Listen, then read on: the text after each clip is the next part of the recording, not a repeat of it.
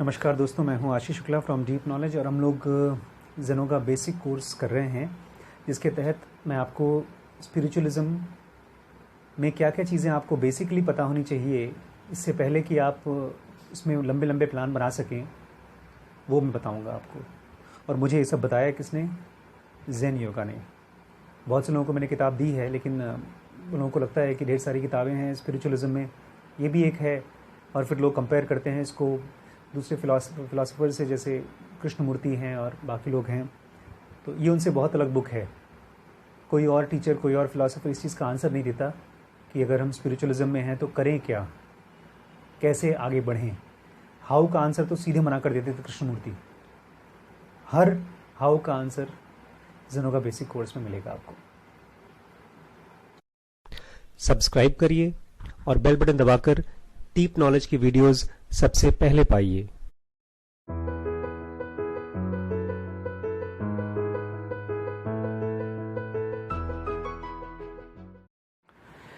पता है, medical field इतनी आगे इसलिए बढ़ गई है बाकी फील्ड से, क्योंकि इसमें स्पेशलिस्ट्स हैं। कान की बीमारी है तो कान के स्पेशलिस्ट ईएनटी स्पेशलिस्ट होते हैं, आँख के ऑफ्थल्मोलॉजिस्ट होते हैं, ऐसे ही अलग अलग कार्डियोलॉजिस्ट होते हैं। ये अलग अलग फील्ड हो गई है, और उस फील्ड को गहरे से समझना, उसमें कौन कौन सी बीमारियां ज़्यादा कॉमन होती हैं, क्योंकि एक आदमी सब कुछ नहीं कवर कर सकता ना। फिर और हर ऑर्गन अलग तरीके से बिहेव करता है, उसकी स्टडी के लिए उतनी मेहनत करनी पड़ती है, तो अलग अलग डिपार्टमेंट बनाए हैं और ये काफ़ी दूर तक जा चुके हैं। हर डिपार्टमेंट से एमबीबीएस के बाद एमडी होता है तो एमएस होता है, सर्जरी और तो मेडिसिन, उसके बाद फिर अलग अलग स्पेशलिटीज़ होती है, डीएम कार्डियोलॉजी होती है। माइंड के बारे में हम लोग मानते हैं कि हम सब लोग जानते हैं, लेकिन ज़ेनो का बोलती है ना, आपका माइंड के भी अलग अलग पार्ट्स होते हैं, इसको समझना होगा। जैसे हाथ हैं, आँख हैं, नाक है, ये तो है पूरी बॉडी का ही पार्ट, लेकिन सबका अपना अलग अलग फंक्शंस है। ठीक ऐसे ही हमारे माइंड के भी अलग अलग पार्ट्स हैं और उसके अलग अलग फंक्शंस हैं। अगर हम ये नहीं जानते तो हम बेचारे हाथ से काम कराने की कोशिश करेंगे पैर का, तो चल नहीं पाएगा हाथ। और यही होता है, हम सोचने का काम देते हैं इमोशंस को, और बेचारा सोच नहीं पाता इमोशंस, वो खाली फील कर पाता है, इसलिए सारी मिस्टेक हो जाती है। कल हम लोग डिस्कस कर रहे थे कि एक तरफ तो एडवांस्ड सेंटर्स हैं हमारे ब्रेन के, पैरामेंटल सेंटर, ट्रांसेंडेंटल सेंटर, जहाँ से इसको हमको पता ही नहीं है होते भी कि नहीं होते, खाली थियरी में है। और जब भी कृष्णमूर्ति फिलोसफर जैसे लोग वो बात करते हैं, बड़े बड़े लोग, तो वो एडवांस सेंटर्स की ही बात करते हैं, लेकिन हम समझ में नहीं पाते। ज़ेनो का कहती है पहले आप अपने जो नॉर्मल ब्रेन है आपका, उसको समझो और उसके साथ ऑपरेशन करना सीख पाओ। जैसे बच्चों को ना बचपन में उंगलियों का कंट्रोल सिखाया जाता है। आपको पता है जितनी बारीकी से आप काम कर सकते हैं आपके ब्रेन में, उसी हिसाब से उसकी मैपिंग होती है। हम लोग पढ़ते थे ब्रेन मैपिंग बचपन में, मतलब मेडिकल कॉलेज में। सबसे ज़्यादा जो एरिया कवर्ड होता है ब्रेन में, पता है किस चीज़ का कवर होता है? 5 उंगलियों का। जितना एरिया 5 उंगलियां कवर करती हैं, उतना एरिया पूरा पैर कवर नहीं करता। क्यों? बिकॉज उतनी ज़्यादा बारीकी से पैर को कुछ करना नहीं है, लेकिन कवर करना शुरू कर देगा पैर, बशर्ते आप पैर से काम करना शुरू करो। एक वीडियो देखते हैं हम लोग कभी कभी, एक बच्ची बेचारी के हाथ नहीं दोनों, तो दोनों लिखना, पढ़ना, राखी बांधना, ये सब काम वो पैरों से ही करती है, पैरों की उंगलियों से। तो उसके ब्रेन में अगर मैपिंग किया जाए, मैपिंग मतलब आपके पैर या जो एक्टिविटी हाथ ऑर्गन्स कर रहे हैं, उसी समय ब्रेन में कौन कौन से एरियाज एक्टिव हो रहे हैं। तो अगर आपने अपने उंगलियों को जैसे बारीकी से काम कराना सिखाया है, ऐसे ही आपको अपने ब्रेन के अलग अलग पार्ट्स को समझना है और उनसे काम कराना सीखना होगा। यही है ज़ेन योगा की बेसिक टेक्निक, बेसिक आइडिया। कल हमने पढ़ा था आई सेंटर क्या होता है? हर चीज़ को समझने वाला सेंटर। जब समझ गया तो उसी समझ से निकल के आने वाला डिसीजन, और इसका किसी चीज़ से बायस नहीं, जो चीज़ जैसी है उसको वैसे ही समझने का काम है आई सेंटर का। इसके बाद हमने देखा था ई सेंटर क्या है? इमोशंस का सेंटर, जिसका काम है हर समय इमोशंस पैदा करना। और इमोशन क्यों पैदा करना? क्योंकि बिकॉज बॉडी को मूव करने के लिए कुछ फ्यूल चाहिए, नहीं तो ऐसे बैठा रहेगा पत्थर की तरह। लेकिन जब इमोशन रहता है तो बॉडी मूव करती है, इसीलिए इसको राजसिक गुण कहा गया है इमोशंस को। थर्ड, जो सबसे पावरफुल सेंटर है हमारे माइंड का, वो है एस सेंटर या सेंसुओ वाइटैलिटी सेंटर या तो सेंसुओसिटी सेंटर। उसको जब मैं स्कूल में बच्चों को बताता था तो मैं आधा अधूरा तरीके से बताता था, सेक्स सेंटर। इसमें खाली सेक्स नहीं है, और भी बहुत कुछ है। That spot in the brain, वो ब्रेन का हिस्सा जो कि सारे रिफ्लेक्सेस को कमांड करता है। रिफ्लेक्सेस मतलब जो साख करके बॉडी में हो जाता है, आपको पता भी नहीं चलता। ढेर सारे एग्जाम्पल हम लोग के कॉलेज में, मेडिकल कॉलेज में रिफ्लेक्सेस हम लोग चेक करते हैं पेशेंट्स के। जैसे एक प्यूपिलरी रिफ्लेक्स होता है, टॉर्च जलाकर अगर आंख के पास ले जाएंगे आपको पता भी नहीं चलेगा, लेकिन आंख की जो पुतली है वो कॉन्स्ट्रिक्ट हो जाएगी। अगर कॉन्स्ट्रिक्ट हो रही है इसका मतलब बंदा जिंदा है। इसको बोलते हैं प्यूपिलरी रिफ्लेक्स। आप कुछ नहीं कर रहे हैं, बॉडी अपने आप करती है। एक होता है नी जर्क रिफ्लेक्स, इसमें आप अगर नी के पास एक टेंडन होती है उसको मारेंगे तो आपका पैर अपने आप ऊपर की तरफ जाएगा। गुदगुदी एक रिफ्लेक्स है, छींक एक रिफ्लेक्स है, उल्टी एक रिफ्लेक्स है। ऐसे ढेर सारे रिफ्लेक्स एक्शंस हैं, ये हमारी बॉडी का हिस्सा है। ऑल रिफ्लेक्सेस, रिफ्लेक्स मूवमेंट्स जो मैंने बताया, सबकॉन्शियस इम्पल्सिव एक्ट्स जो हम इम्पल्सिव तरीके से करते हैं, बिना जाने बूझे एक्शंस, सारे मोटर मूवमेंट्स और रिएक्शंस, हमारे सारे रिएक्शंस। आप देखेंगे कि जो इमोशन है और सेक्स है ये काफ़ी एक दूसरे से के नज़दीक हैं, लेकिन फिर भी थोड़ा थोड़ा दूर हैं। जैसे लिवर और गॉल ब्लैडर दोनों पास में ही हैं, लेकिन फिर भी थोड़ा थोड़ा अलग अलग हैं। All these actions are arising from concealed memory of man's evolutionary past. मैं बचपन में कंफ्यूज होता था, ऐसा कैसे है कि हमारे पूर्वज बंदर हैं। कहते हैं ना, डार्विन कहते हैं कि हमारे पूर्वज बंदर हैं। मुझे लगता था हमारे पूर्वज बंदर हैं, हम भी यहाँ हैं और हमारे पूर्वज भी यहाँ हैं। कंफ्यूज होते थे हम। लेकिन जो भी जिस बंदर से मैं पैदा हुआ हूँगा, अब उसके बच्चे या उसकी प्रजाति के बंदर नहीं है वो। हमारी एटाविस्टिक पास्ट, एटाविस्टिक मतलब जब मेरे परदादा के परदादा के परदादा हजारों साल पहले जो हमारे जिसकी जीन्स मेरी बॉडी में हैं वो एटाविस्टिक हैं, वो एनिमल थे। और उनकी एनिमल की जो इंस्टिंक्ट हैं अभी भी मेमोरी के फॉर्म में मेरे सेल्स में, मेरे जीन्स में मौजूद है, और उसी में से निकल के आती है ये सेक्स सेंटर या तो सेंसोसिटी सेंटर का रिफ्लेक्स एक्शंस। इसी को बोलते हैं एटाविस्टिक परवर्जन्स। एटाविस्टिक मतलब animalistic. And reflex condition therefrom, उसमें से जितनी भी रिफ्लेक्स एक्शंस निकल के आती हैं, सारे रिएक्शंस निकल के आते हैं वो। ये जो रीजन है, एस सेंटर का जो रीजन है, favours decisions made not only against one's better judgement but also against own natural likes and dislikes. हमारा जो एस सेंटर का जो ब्रेन हमारा सेंटर है, ये खाली हमारे जब हम कोई चीज़ डिसाइड करते हैं करना है, सही करना है, उसके खिलाफ नहीं, उसके तो खिलाफ जाता ही जाता है। बहुत बार हमारे इमोशंस के खिलाफ चला जाता है। बहुत से जानवरों के बारे में हमने सुना है कि वो अपने बच्चों को ही खा जाते हैं, पैदा होते ही खा जाते हैं, भूख लगती तो खा जाते हैं। वो इसीलिए बिकॉज एस सेंटर को फर्क नहीं पड़ता है इमोशंस का। उसका काम है बॉडी को मूव करना किसी भी हालत में। तो बहुत बार आपके आई सेंटर के खिलाफ, बुद्धि के खिलाफ तो काम करेगा, आपके इमोशंस के भी खिलाफ काम कर देगा। ये सारे डिसीजंस ऐसे हैं, सहर जी कह रहे हैं, decisions as if forced upon one, जैसे कि किसी ने हमारे पर फोर्स कर दिया, हम नहीं करना चाहते थे फिर भी कर दिया। एज इफ ड्रिवन टू, हमको धक्का मार के किसी ने हमको करवा दिया। Drives born out of insatiable thirst, ऐसी ड्राइव्स जो हमको कभी खत्म ना होने वाली प्यास, जैसे ड्रग्स की या सेक्स की। लोग तंबाकू खाते हैं, छुप छुप के खाते हैं, आदत पड़ जाती है, उसके बिना उनको काम ही नहीं बनता। शराब है, तंबाकू है, इस तरह की जो ड्राइव्स निकल के आती हैं वो, या तो ऐसी ड्राइव्स जो लगता है कि खत्म नहीं हो सकती, सीमिंगली इररेसिस्टिबल इम्पल्स, ऐसी चीजें उसको आप रोक नहीं सकते, आपको लगता है आप रोक नहीं सकते, जिसके लोग कहते हैं, अगर उनसे पूछा जाए कि तुमने ये क्यों किया, बोलते हैं I could not help it, मैं रोक नहीं पाया, आई जस्ट हैड टू, मुझे करना था, आई मस्ट, मुझे करना पड़ेगा ये चीज़। ऐसे जब आपको मन में या बॉडी में एक्शंस आए किसी के लाइफ को, तो समझ जाइए बेचारा एस सेंटर से काम कर रहा है, और उसको फाइट करने की कोशिश मत करिए, उसको समझाने की कोशिश मत करिए, आपकी एनर्जी अपनी लॉस होगी। Decisions made by the blood as it were, जैसे कहावत है अंग्रेजी में, इसने तो खून से आदमी डिसाइड करता है वो। D.H. लॉरेंस बहुत फेमस नॉवलिस्ट थे, कहते थे थिंकिंग विथ वंस ब्लड। जब कोई आदमी अपने खून से सोचता है, जब नहीं नेता आपके खून को गर्म कर देते हैं चढ़ा चढ़ा के, हम हिंदू हैं, हम मुस्लिम हैं, हम ये हैं, हम वो हैं, हमें मारना है, तो आपको ड्राइव पैदा कराया जाता है, वो एस सेंटर का ड्राइव है। Aldous Huxley's explanation of successful orator is one who speaks or appeals to the stomach thinking of his listeners.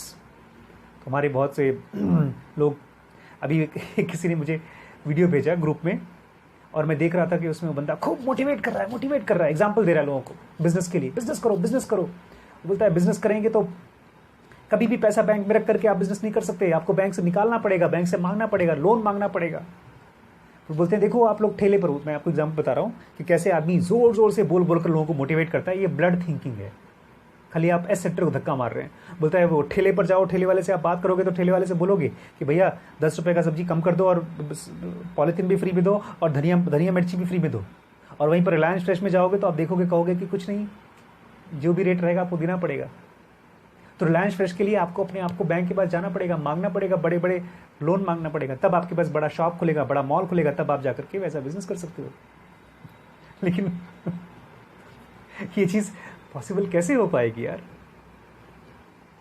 तो ये जब बोलता है आदमी किसी को, तो सामने वाले को अच्छा क्यों लगता है? बिकॉज उसका एस सेंटर है, वो मोटिवेट होना चाहता है, और मेरा एस सेंटर में मोटिवेट करना चाहता हूं। सारे अनकंट्रोलेबल अर्जेस, ऐसे अर्ज जिसको हम रोक नहीं पाते, कंट्रोल नहीं कर पाते, जेन्युइनली इनसैटिएबल लॉन्गिंग्स, सचमुच में हम लोगों के अंदर जो लॉन्गिंग है जिसको हम पूरी नहीं कर पाते, खत्म नहीं होती, वो as if some strange force thirsted its decision on once using him or her merely as instrument of craving. ऐसा जैसे किसी ने मुझे यूज करके ये काम करा दिया, मैं करना नहीं चाहता था। ये सब जब निकल के आता है तो ये जान लीजिएगा एस सेंटर के। तब बताइए, जब मैं पढ़ रहा था आज से 13 साल पहले, 12 साल पहले, मैंने अपने आप को, जब मैं पढ़ रहा था नहीं, उसी समय तुरंत मैंने अपने आप को माफ़ कर दिया। इतनी ढेर सारी चीज़ों के लिए मैंने अपने आप को सजाए मौत, सजाए जेल, ढेर सारी सजाएं देने का सोच रखा था। दे नहीं पाते थे, कभी कभी दे भी लेते थे गिल्ट के मारे, लेकिन सब माफ़ कर दिए, सारे गुनाह माफ़ कर दिए। और ये भी नहीं था कि गुनाह करने के लिए अलाउ कर दिया। जब मालूम पड़ गया कौन गलती करता है, क्यों गलती करता है, तो सडनली मेरे हाथ में कंट्रोल आ गया। This center governs all which in yoga or Vedanta falls under the heading of tamas, अंधेरा। ये है डलनेस ऑफ विट, जब समझदारी काम नहीं करती तब। ब्रूट स्टुपिडिटी, एकदम बेवकूफ़ी। Intelligence made inert through inertia, बुद्धि को जब दबा दिया जाता है बिकॉज ऑफ इनर्शिया, ये एस सेंटर है।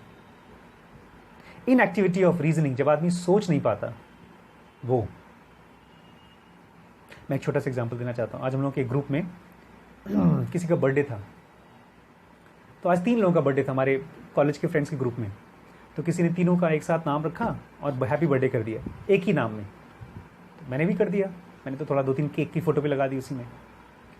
फिर एक लड़की थी, उसने तीनों का अलग अलग नाम से happy birthday so, happy birthday so, happy birthday so लिखा। मुझे लगा यार ये तो बड़ी अच्छी चीज़ है, कितनी सेंसिटिव बात है।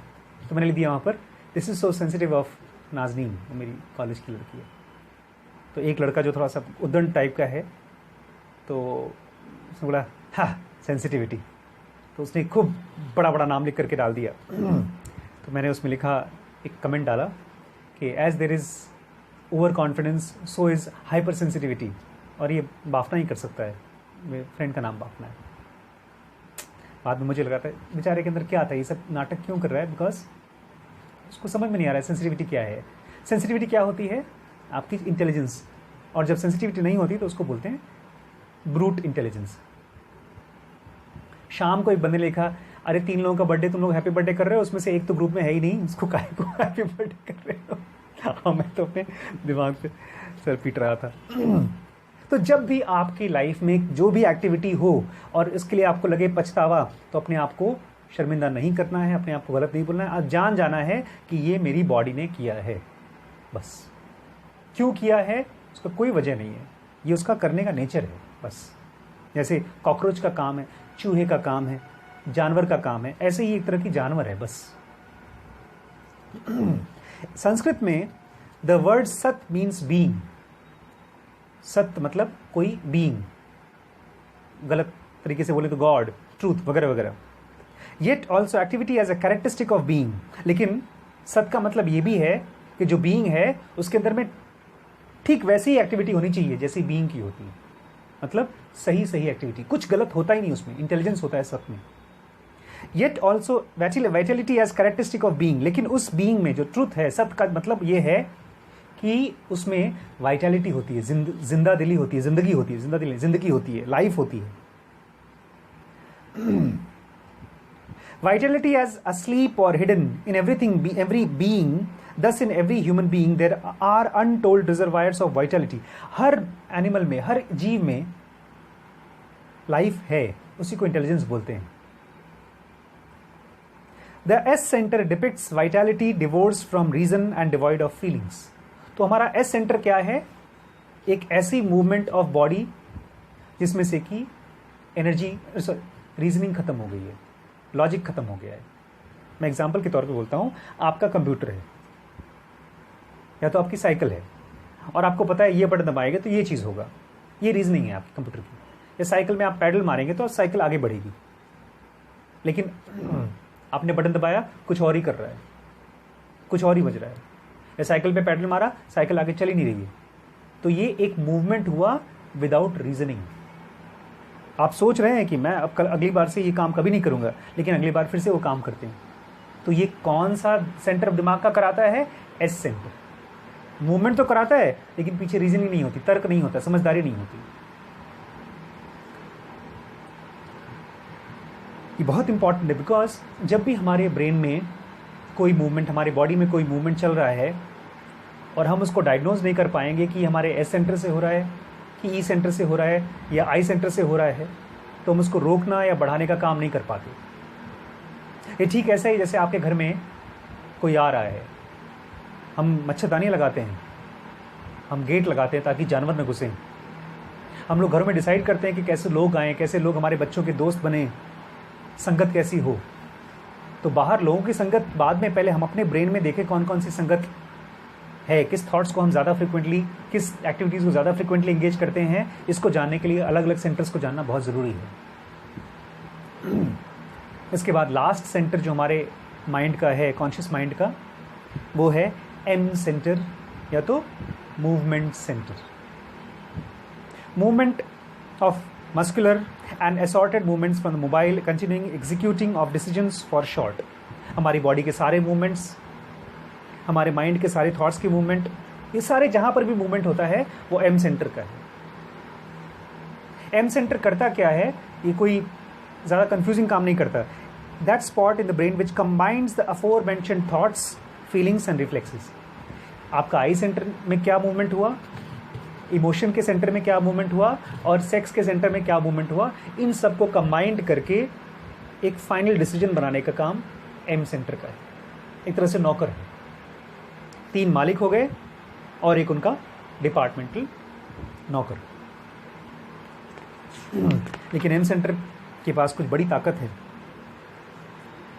लाइक अ मैथमेटिशियन की तरह इट काउंट्स और रीड्स, काउंटिंग करता है the varying intensity of the first 3 centres, I E S का जो अलग अलग इंटेंसिटी है उसको। इंटेंसिटी मतलब आपने मूवी देखी तो आपके ब्रेन में एक इंटेंसिटी बनी, आपने किताब पढ़ी तो इंटेंसिटी बनी, आपने कोई इमोशनल, किसी ने आपको सरप्राइज कर दिया तो आपके इमोशंस बने, तो वो इंटेंसिटी है, उसका काउंटिंग करता है एम सेंटर।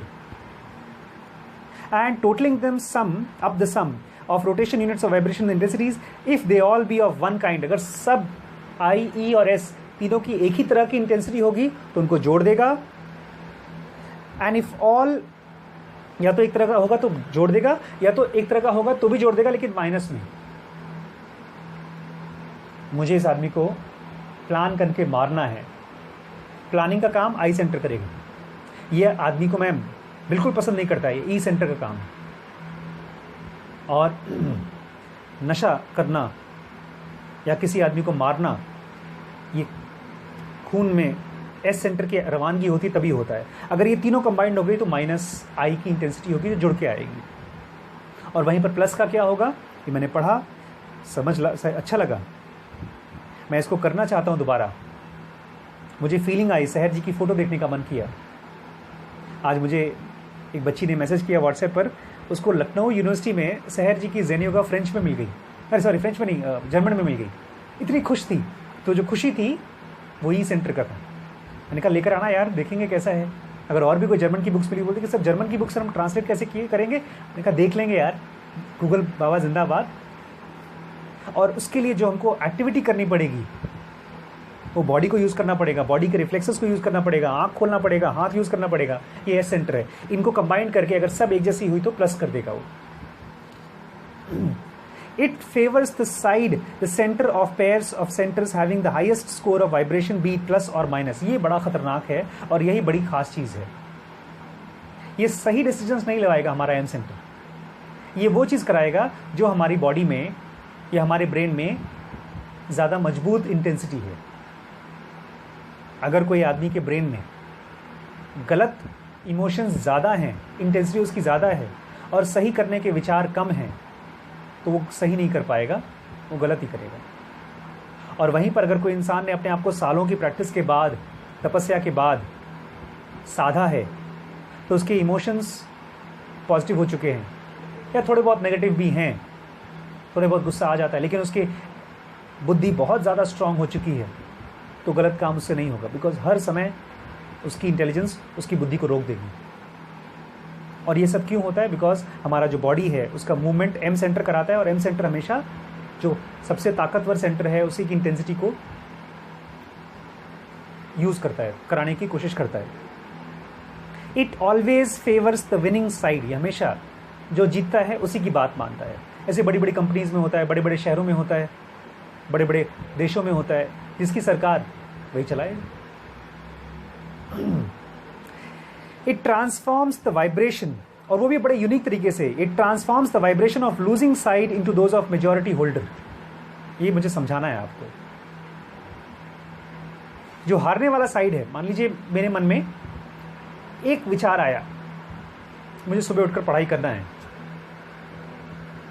लेकिन ढेर सारे इमोशन आए हैं कि मज़े करने, घूमने जाना है, फिरने जाना है, मूवीज़ देखनी है, गर्लफ्रेंड के साथ घूमना है। तो वो उसकी अगर इंटेंसिटी ज़्यादा है और मेरे इस थॉट की इंटेंसिटी कम है, मुझे सुबह उठकर पढ़ना है, तो ये मिल करके उसको अपने फेवर में बदल देंगे। जैसे एक ईमानदार पुलिस वाले को या एक पुलिस वाले को आदमी घूस दे करके अपने फेवर में बदल देता है, करप्ट कर लेता है। ऐसे ही ये अपने फेवर में लोगों को बदल देता है। अपने मतलब जिसका हाईएस्ट इंटेंसिटी उसके फेवर में बदल देता है। It has also a kind of casting vote in the case of tie. लेकिन अगर दोनों की इंटेंसिटी बराबर है, बुद्धि और इमोशन और सेक्स, अगर तीनों अपने आप को बैलेंस कर लेते हैं, तो उस कंडीशन में क्या होगा? ये वोट कास्ट करता है। वोटिंग का इसको ताकत मिली है। और उस केस में such casting of the vote is always in the plus vibration. तो आप चिंता मत करिए, आप सही करेंगे, आपकी बॉडी सही का सहारा देगी। क्योंकि एम में कोई भी माइनस इंटेंसिटी होती नहीं है। एम को हिंदी में क्या बोलते हैं? मानस। संस्कृत में बोलते हैं मानस, लैटिन में बोलते हैं मेंस, जो हमारा नाम बोलता है मेन, मैन, इसी से निकल के आया है, विच लिटरली मीन्स माइंड। मनस या मेन का एक्चुअल मीनिंग है mind. M centre carries out the inter departmental memos, अलग अलग डिपार्टमेंट का मेमोज लेकर आता है। It signifies mobility as the cardinal characteristic of mental operation. M का मतलब है, इसका कैरेक्टरिस्टिक क्या है? मूवमेंट। हमेशा मूव करता रहता है, शांत नहीं बैठता। अगर आप कल मेरे पास दोबारा आए तो मैं बताऊंगा सबसे बड़ा प्रॉब्लम स्पिरिचुअलिज्म में, या अगर आदमी कोई अमीर बनना चाहता है, सक्सेसफुल होना चाहता है, कोई भी काम करना चाहता है, तो सबसे बड़ी रुकावट क्या है, वो कल पढ़ेंगे हम।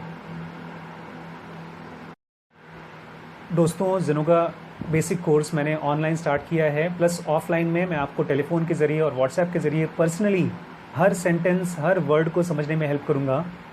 सो do join Zenoga basic course, और आप देखेंगे इसको ज्वाइन करने के कुछ ही महीनों बाद आपकी लाइफ में कुछ इतना बड़ा चेंज आएगा जो मेरी लाइफ में आया था। उसके बाद से कभी नेगेटिविटी आई नहीं, और जो भी आप एक्टिविटी करेंगे you will be able to do it much much better than now. जैसा आप कर रहे हैं उससे कहीं बेहतर कर पाएंगे। इसको कांटेक्ट करने के लिए मुझे कांटेक्ट करिए। I will help you. Thank you.